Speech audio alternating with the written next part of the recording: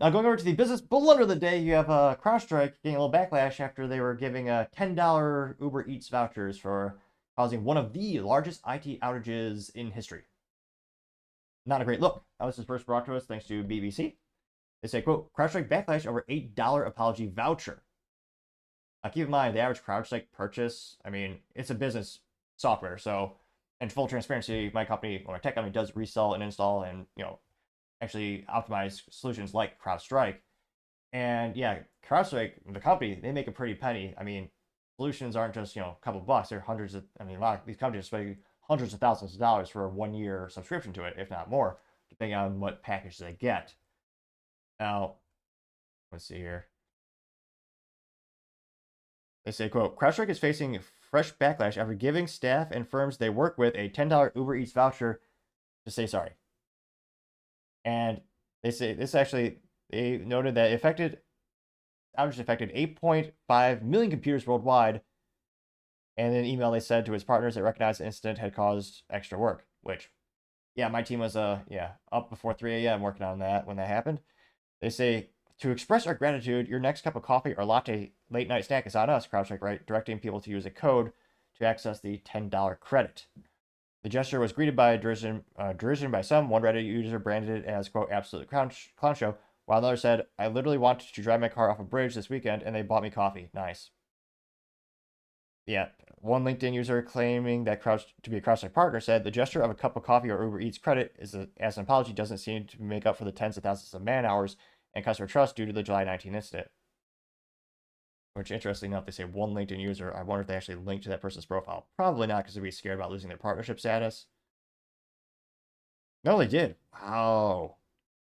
I'm surprised. Yeah, it looks like he's works at a company called IT Vortex, which, yeah, kind of cool name. CrowdStrike also says Uber flagged it. Oh, wow, no way. That's even more worse. So they say, but some people who said they received the voucher also took social media saying it didn't work because CrowdStrike admitted, quote, Uber flagged it as fraud because of the high usage rates. No, really? That's even worse than before. I didn't think they'd be that bad. I mean, I assumed Uber would be a client of theirs and they would have a coordinated effort to say, hey, you're going to have an unprecedented amount of people downloading and using these codes because we made a huge mistake. I mean, this mistake is estimated to cost Fortune 500 companies, was it $5.4 billion in lost revenue. That's also not taking into account brand damage, so that's even worse. And again, they are stuck in between a rock and a hard place. They have, they're all human, allegedly. Maybe there's some AI workers there, who knows? But in all seriousness, I mean, they have resource allocation issues. They can't have George go to every account, and apologize. George Kurtz being the co-founder and CEO of the company.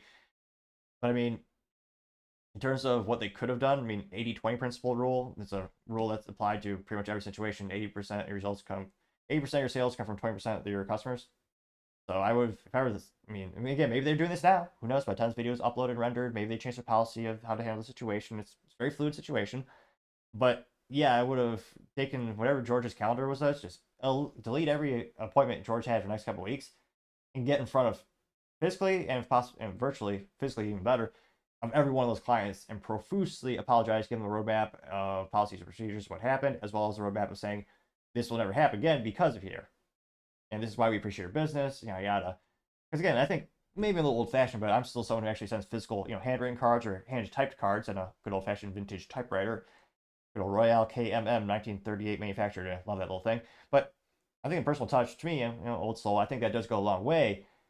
And granted, they have a lot of customers. They have over, 25 million over the planet. I mean, they're one of the largest providers of cybersecurity on the planet. I know this is a tall order, but yeah, to have that personal touch for those 20% of your customer base, I think that would have meant a lot to those clients.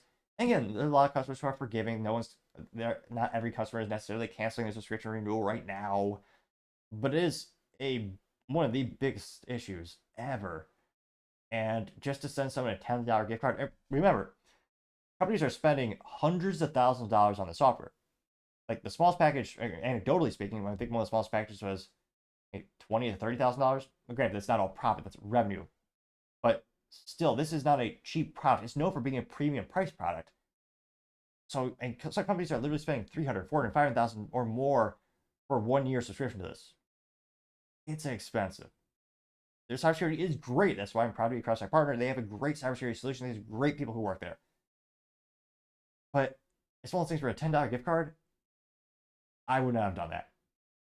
I mean, it's one of those things where very similar to giving gifts, which again, on corporate status, you only, in many instances, it's only appropriate to give up to $25.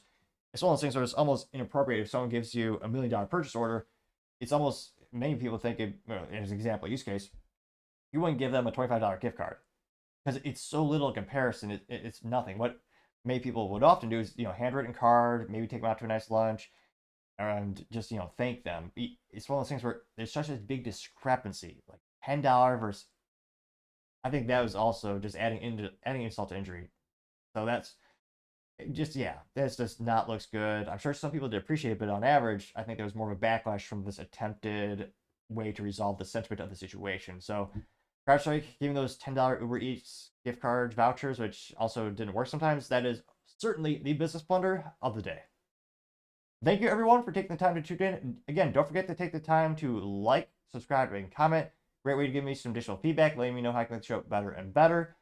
Lastly, don't forget to take the time to tell your family, tell your friends, tell your coworkers, heck, tell your enemies, tell anyone and everyone. Just stay safe, fight the good fight.